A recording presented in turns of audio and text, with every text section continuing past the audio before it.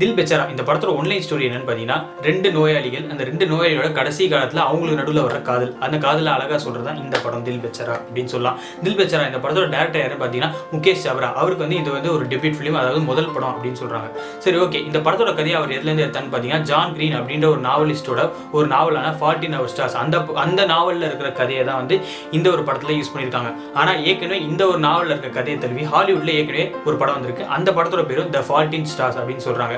இந்த 2 படத்துக்கும் ஒரே கதையில் தழுவி எடுத்திருந்தாலும் இந்த 2 படத்துக்கும் நடுவில் நிறைய டிஃப்ரென்ஸ் இருக்குது. இந்த படத்தை படமாக்குற விதத்தில் நிறைய டிஃப்ரென்ஸ் இருக்குது அப்படின்னு சொல்லலாம். முக்கியமான டிஃப்ரென்ஸ் என்னன்னு பார்த்தீங்கன்னா, த 14 Hour Stars அப்படின்ற அந்த ஹாலிவுட் படத்தில் ஹீரோயின் வந்து ஒரு புக்கில் இருக்கிற கதையை படிச்சுட்டு இருப்பாங்க. அந்த கதை வந்து இன்கம்ப்ளீட் ஆகிடும். அது அப்படியே உல்டாவாக இந்த ஒரு தில் பெச்சாரா அப்படின்ற இந்த படத்தில் ஹீரோயின் வந்து ஒரு பாட்டி கேட்குற மாதிரி, அந்த பாட்டி இன்கம்ப்ளீட் ஆகிற மாதிரியான ஒரு பெரிய மேஜரான ஒரு டிஃப்ரென்ஸ் வச்சுப்பாங்க. இந்த படத்தோட ஹீரோவான சுஷாந்த் சிங் ராஜ்பூத் இந்த படத்தில் வந்து மேனி அப்படின்ற ஒரு கேரக்டர் வந்து நடிச்சிருக்காரு.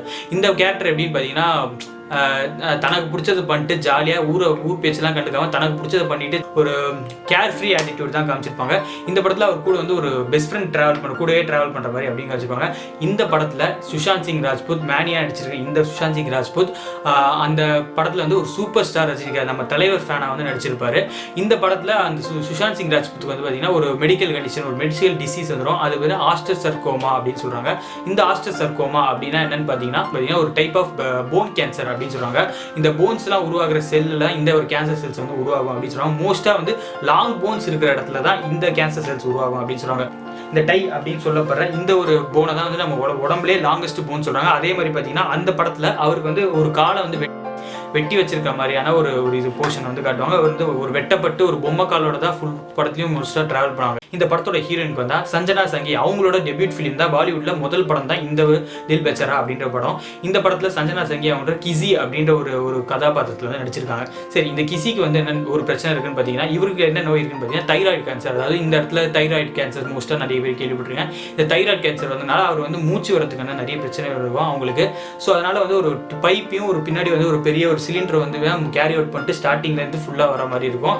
இவங்களோட கேரக்டர் வந்து பார்த்தீங்கன்னா மோஸ்ட்டாக வந்து தான் ஒரு நோயாளி அப்படின்னு சொல்லி ஒரு சின்ன இன்ஃபீரியாரிட்டி காம்ப்ளெக்ஸில் எப்பயுமே இதே பண்ணிகிட்டு இருக்கோம் அப்படின்னு சொல்லி அவங்க வாழ்க்கையே பிடிக்காம ஏதோ வாழ்கிறோமே அப்படின்னு வாழ்ந்துட்டு தான் இருக்காங்க. வாழ்ந்துட்டு இருக்க பிறகு ஒரு மோஸ்ட்டாக வந்து சைலண்ட்டாக தான் இந்த ஃபுல் படமும் இருப்பாங்க.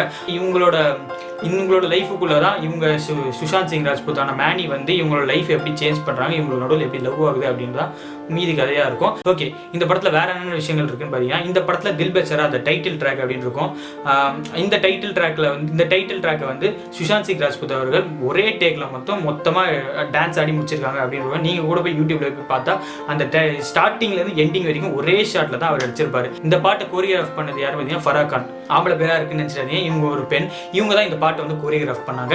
இந்த பாட்டை கோரியோகிராஃப் பண்ண பிறகு அவங்க வந்து அந்த படத்துக்கும் அந்த பாட்டுக்கும் வந்து ஒரு காசு கூட வாங்காமல் ரொம்ப ஃப்ரீயாக பண்ணி கொடுத்துருக்காங்க முகேஷ் சாவ்ராவுக்கும் சுஷாந்த் சிங்காக அப்படின்னு சொல்கிறாங்க. இந்த தில் பெச்சாரா அப்படின்ற இந்த படம் May 8 தான் தியேட்டர்ஸ்ல வந்து ரிலீஸ் பண்ணலாம் அப்படின்னு பிளான் பண்ணியிருந்தாங்க. பட் COVID-19 வந்ததுனால அவங்களால ரிலீஸ் பண்ண முடியாமல் கொஞ்சம் தள்ளி போய் கடைசியில் Disney+ Hotstar நடுவில் வந்து அவரோட இறப்பும் ஏற்பட்டதுனால Disney+ Hotstarல ரிலீஸ் பண்ணாங்க. சரி, ஓகே. தில் பெச்சாரா இந்த படத்தை வந்து நீங்கள் பார்க்கலாமா வேணாமா அப்படின்னு என்னோட ரிவ்யூ என்ன அப்படின்னு பார்த்தீங்கன்னா, நான் வந்து இந்த படத்தை வந்து ஒரு வருஷத்துக்கு முன்னாடி, சில வருஷங்களுக்கு முன்னாடி பார்த்தேன்.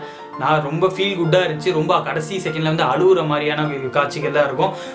சுஷாந்த் சிங்கோட லாஸ்ட் படம் அப்படின்னு சொல்கிற அளவுக்கு வர்த்தான ஒரு படம் அப்படின்னு சொல்லலாம்.